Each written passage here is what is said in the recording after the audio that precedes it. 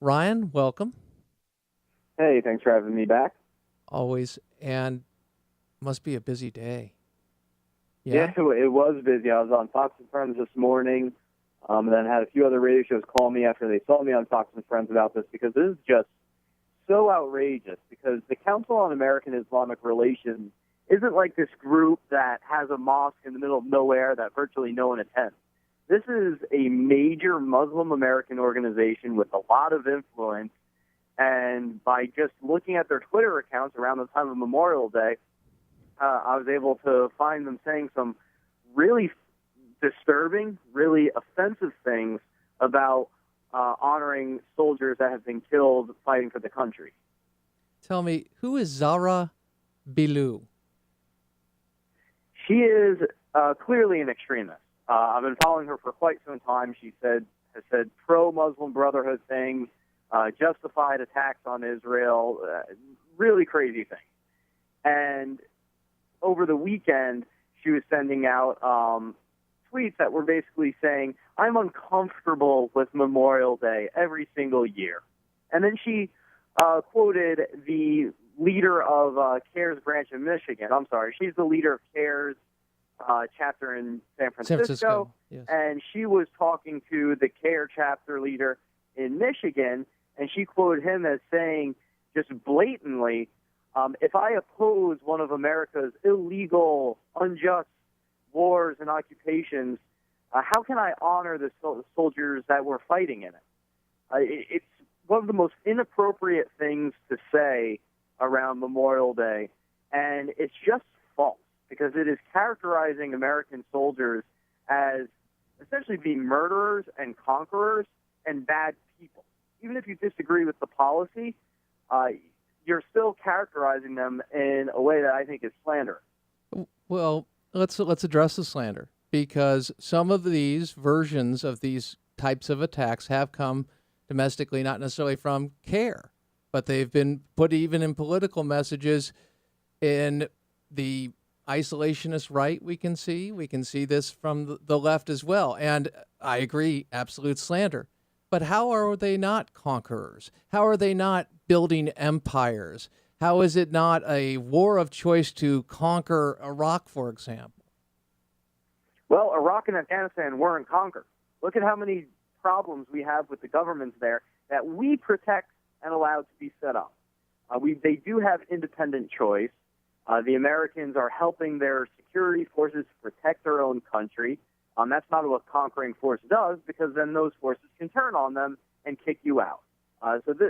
It just doesn't make sense when you analyze the situation. You can oppose those conflicts, but be realistic about what American soldiers are doing there for Muslims and non-Muslims, about how many Afghans and Iraqis and other Muslims have become informants or worked with the American military to battle the extremists. How many girls in Afghanistan go to school because of American soldiers' sacrifices? There's so many wonderful stories to be told, and CAIR, at least these officials, weren't able to mention any of them. In fact, they say more bad things about the American soldier than they say about Hamas and the Muslim Brotherhood. And again, I want to definitely the focus on CAIR, but just to address the empire, because that's been used by the likes of American Empire. I think Pat Buchanan has used that. Right. And Ryan, this is an opportunity to speak clearly to it. And so please, if I've offended you to get you to go down this road, I want the truth to be known. I am tired of these types of attacks because they're not true. They're ridiculous. And when you put it all together, it comes down to a conspiracy theory in essence that the Jews want to run the world. And I'm just frankly tired of it. So why not take on the whole kit and caboodle in the sense of recognize that we'll go specifically to what CAIR says, but we'll also go to the foundation of these types of memes. Right, well, there's a few different elements to that theme. First of all, everyone knows empire is it's a negative term. Nobody says, okay, I support empire. And so when you talk about the American empire, to an extent, it is offensive to American soldiers because you're accusing them of of being puppets of an empire, of a conquering force, and that's not what they're doing. Secondly, it's not an empire. An empire conquers a country and controls it, usually steals their resources, and tells them how it's going to be. That's not what America has done. Think about the withdrawal from Iraq. Yes, U.S. forces went into Iraq, and there's a lot of debate about whether that was the right move. But whatever the case may be, why did American troops start coming home? It was because the elected Iraqi government said that they wanted a timeline for American soldiers to come home, that they, in their opinion, thought that they could handle things on their own and it was time for Americans to leave. An empire doesn't leave when that happens. An empire crushes that government. All right.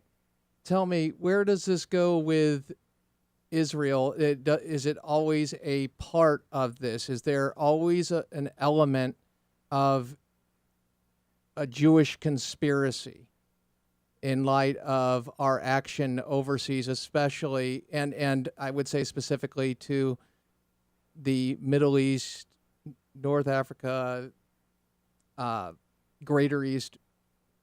What part of that is based on a Jewish conspiracy? Honestly, it almost always is. Not every single time, but it almost always comes back to that. When you talk to isolationists or you talk to Islamic extremists, and they say, "No, I'm not anti-Semitic. I'm just criticizing American overreach and American empire." And then you say, "Okay, well, let's talk about the causes for the empire." It always comes back to this Zionist conspiracy, or the pro-Israel lobby that controls the banks, the media, and all of the politicians and society. It's very similar themes to what we saw in the Protocols of the Elders of Zion and other anti-Semitic themes, only it's a modernized version. Back then, they used to blatantly say it's a Jewish conspiracy. Now they say, oh, well, it's a Zionist conspiracy or a pro-Israel conspiracy. Whatever the case may be, their argument is that Jews are controlling, hijacking Western governments for imperial purposes.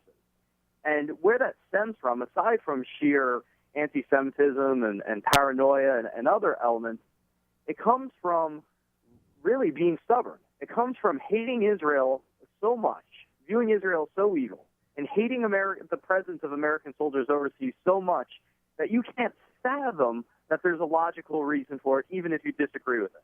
And so what's the answer that comes to mind for people that can't understand the logic? Oh, well, it's a conspiracy. That's the most logical answer for them because they can't see the other side.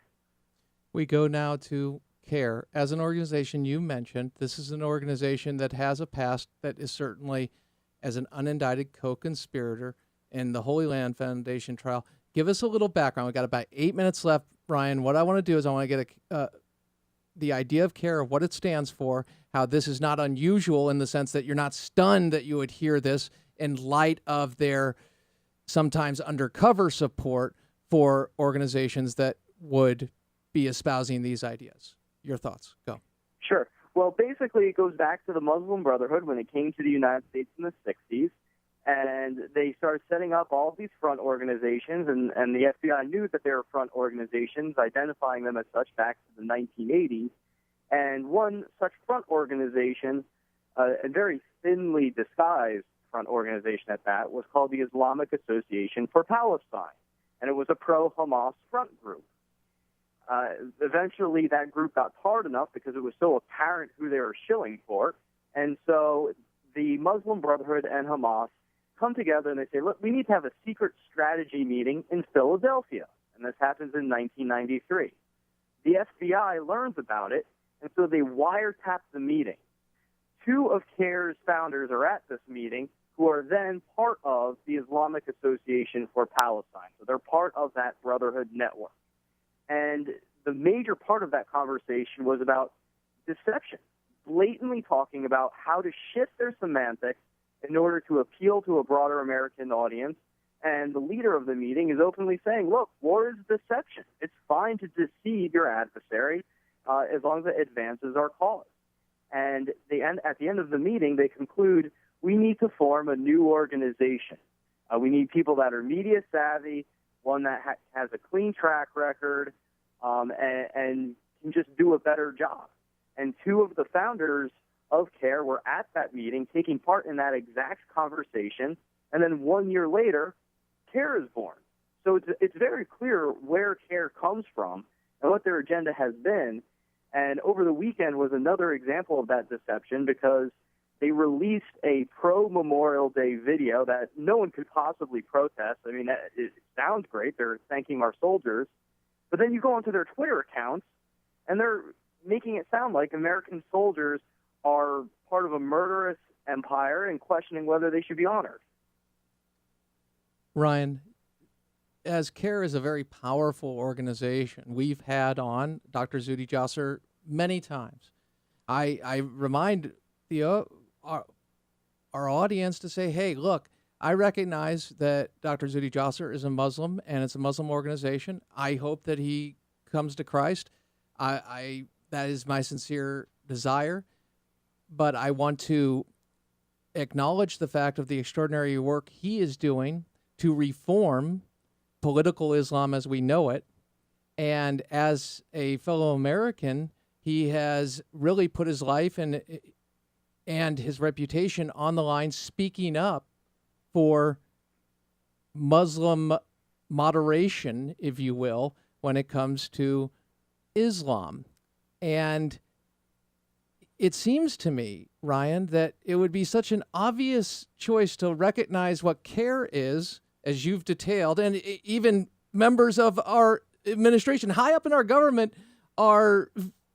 have brotherhood associations, etc. You've detailed this stuff, and yet we have Dr. Zuhdi Jasser seemingly alone out in the wilderness. What's going on? Well, first of all, there is part of it has to do with group dynamics, and this is something that I think all of us should sympathize with. The Muslim American community in the United States is a minority, and so they bind together because it feels good to be around people that share your beliefs, especially when you know that there are people out there that just don't like you for what you believe. And so the most powerful organizations like CAIR prey upon that, and they essentially try to treat the Muslim American community as their tribe. You stand against us, well, then you stand against the entire community. And that's how they cast out people like Zuhdi Jasser or even non-Muslims like myself that try to reach out to Muslims. But what CAIR does is extremely offensive to Muslims. Like I said, think about how many Muslims have been trained, equipped, and served alongside the American forces in Iraq and Afghanistan. How many Muslim lives have been saved?